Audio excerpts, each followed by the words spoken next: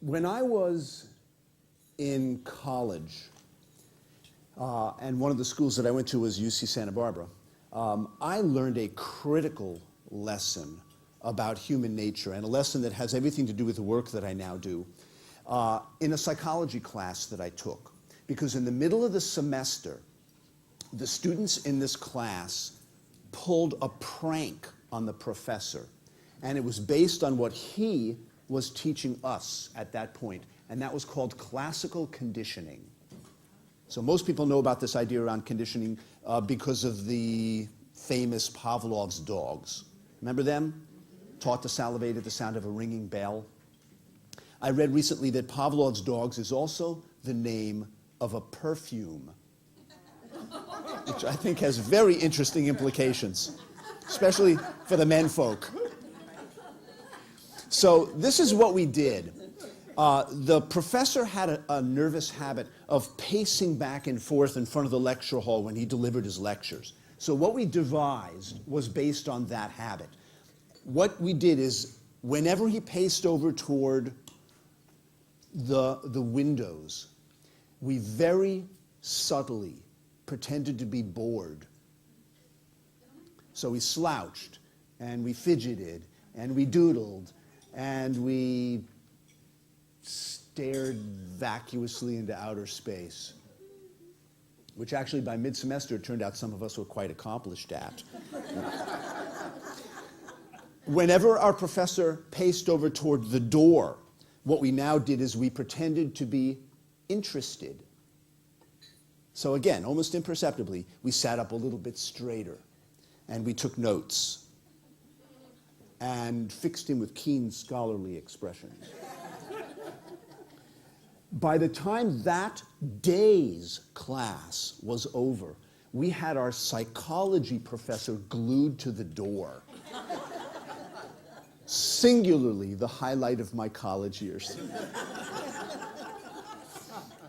And I half expected that when the bell rang at the end of class, he would begin to visibly salivate.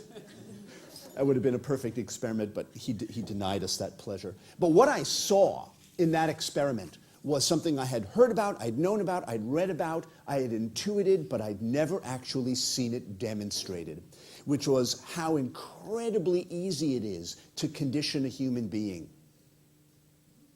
to steer them from the outside, and by extension, of course, to be conditioned, and without a word being spoken. Not a word. The entire experiment was conducted in pantomime.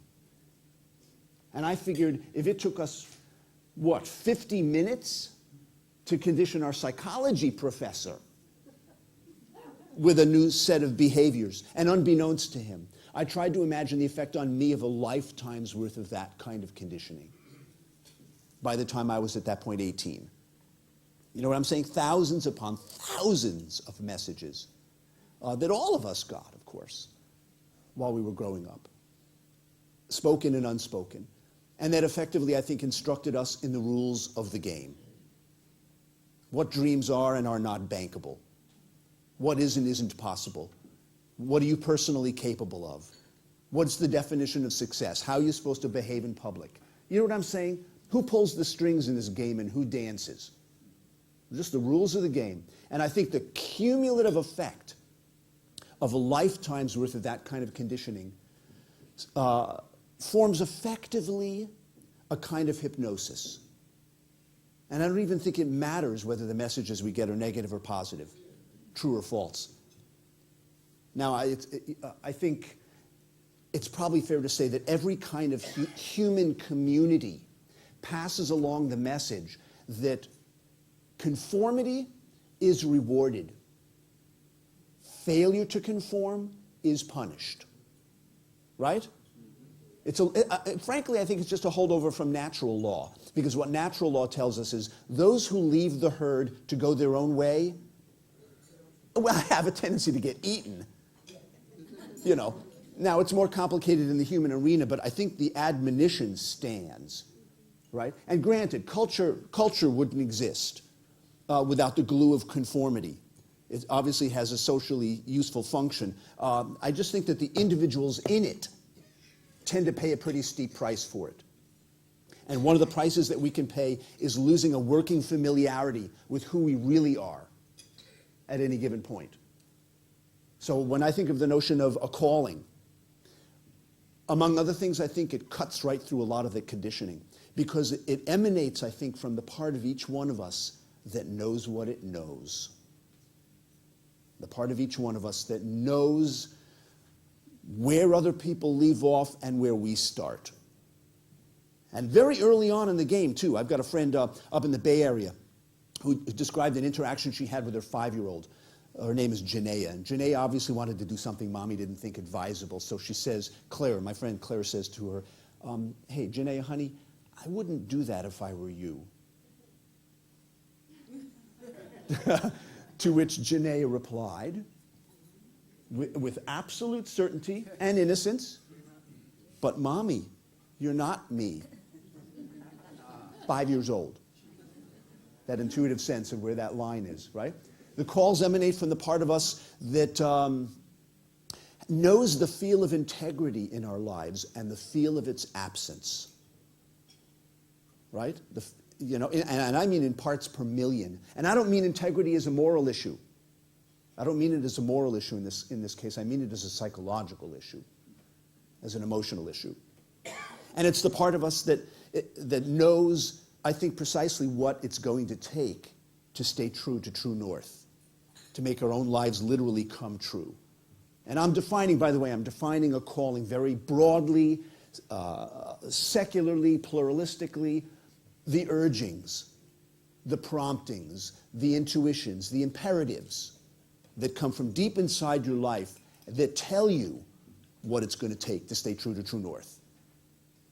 I saw a guy some years back who he had a T-shirt on with a picture and a caption. It's a picture of a man fishing into a lake, and a caption that said, I go fishing because the voices in my head tell me to. Which I thought was funny, and is a pretty good working definition, frankly, of a calling, right? Really, because a calling is something you hear. I mean, in the broad sense, hear, feel, sense, know, intuit. And I think partly what they're telling us is not only be most authentically yourself, but follow your deepest enthusiasms. This is a beautiful word. I love this word. Enthusiasm. Entheos means the God within. Entheos means the God within.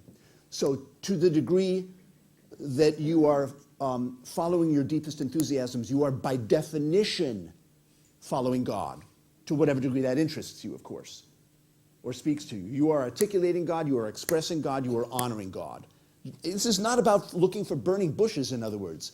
This is about paying attention to the deepest enthusiasms, and that's where it really begins. So the kind of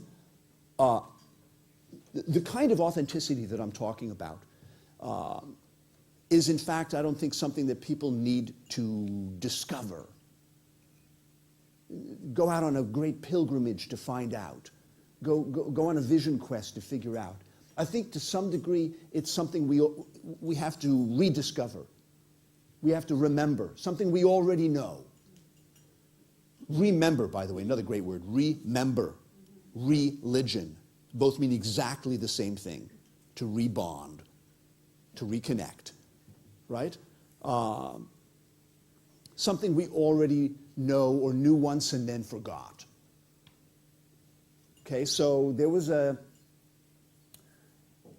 guy that I have to tell you this. I read a college biology textbook some years ago, and there was a passage in there describing what happens in a fertilized human egg.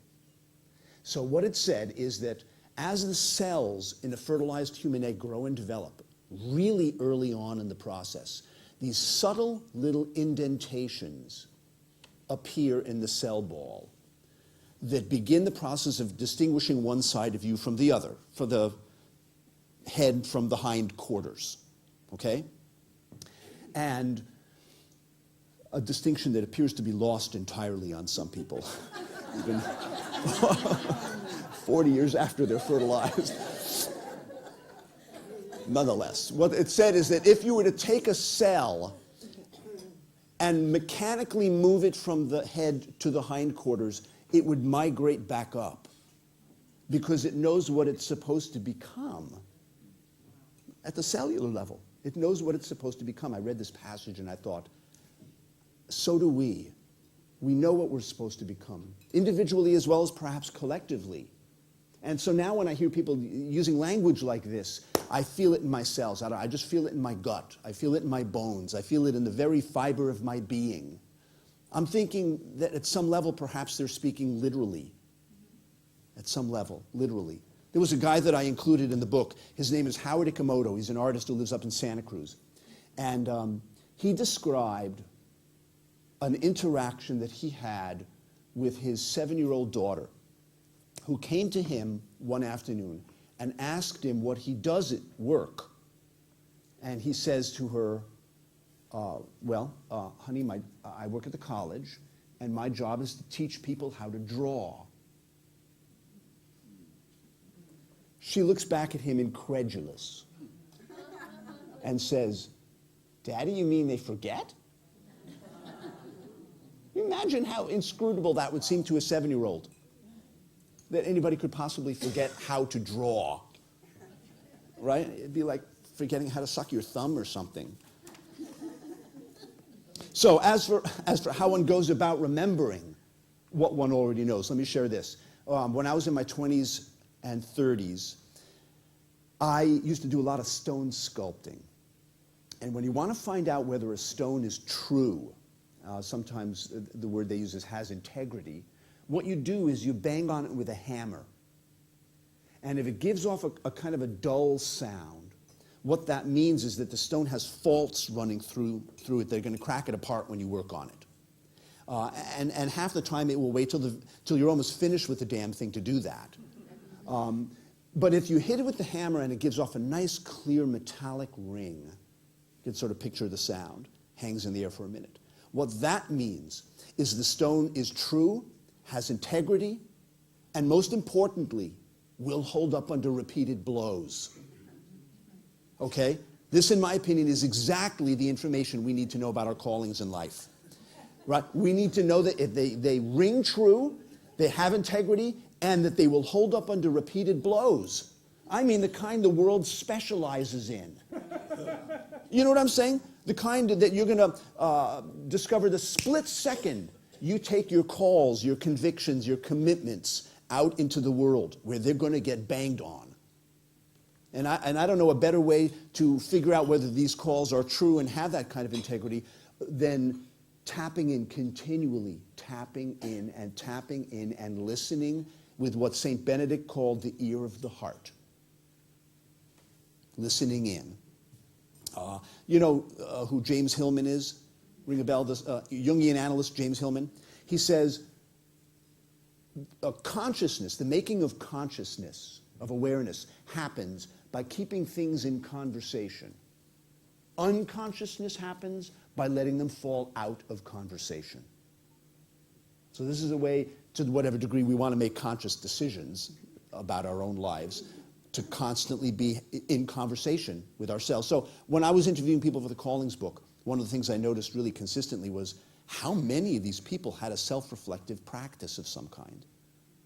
And these are people generally who were very receptive and responsive types, okay? Most of them had a self-dialoguing practice to keep them in conversation with themselves, right? And nothing extravagant, daily journaling, meditation. For some people, therapy is a practice, self-reflective practice. Regular short retreats, regular intimate conversation, dream interpretation, contemplative reading, your participation in any kind of group whose members get together for the primary purpose of waking up, right? So groups like Inside Edge, men's groups, women's groups, spiritual groups, what some people call personal boards of advisors. It's a group of people you pull together from among your circle of acquaintances to counsel you in making life decisions. All right? Even 12-step groups. 12-step groups will do it. I have